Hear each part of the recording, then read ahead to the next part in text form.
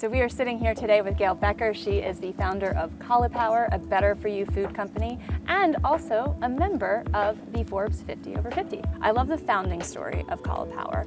What was the moment that you knew that you had to start this company?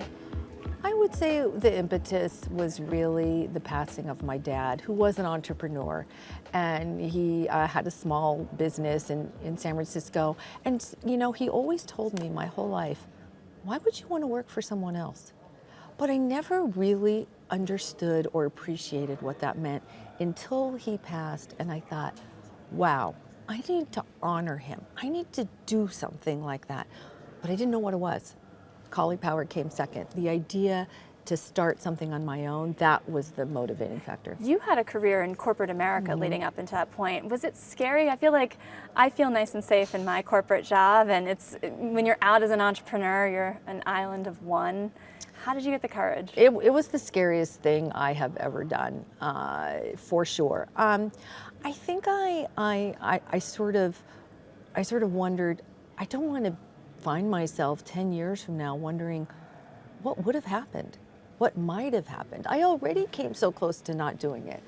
And you know, I let fear stop me in so many other bits of my life that I thought, I'm not going to do it this time. I also became very disenchanted with corporate life. I sort of worked my way up the corporate ladder and decided I didn't really like the view. So I knew I needed a change.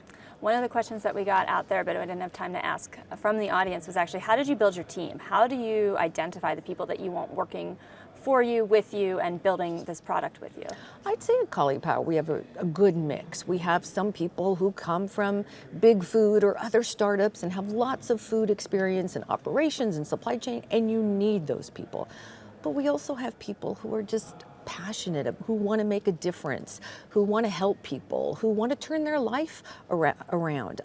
One of the best employees I ever hired is a woman who was a hairdresser. And she wanted something different. She was like me. She wanted to do something wildly different. She wanted to start over. And she had so much passion. I tried her, I hired her, and she was one of the best hires I've ever made.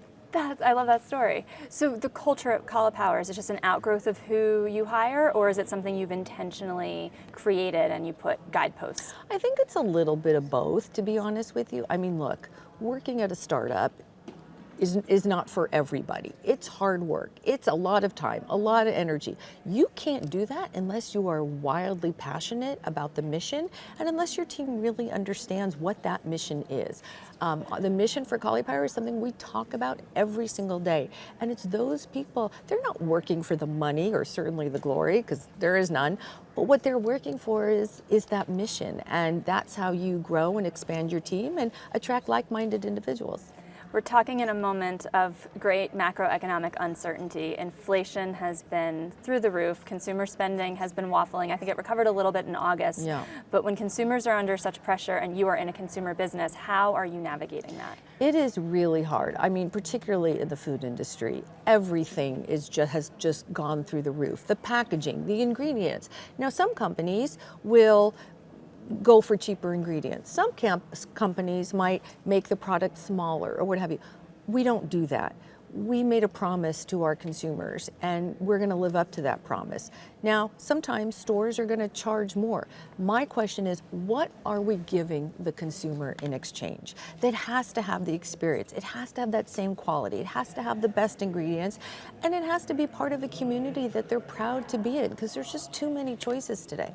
What's next, and what do you still wish to learn? You've learned so much in building this company, but you know, if there's one thing you wanted to learn, what's on that list? I think from being a CPG company, I think what I really want to learn is, how has the pandemic changed people?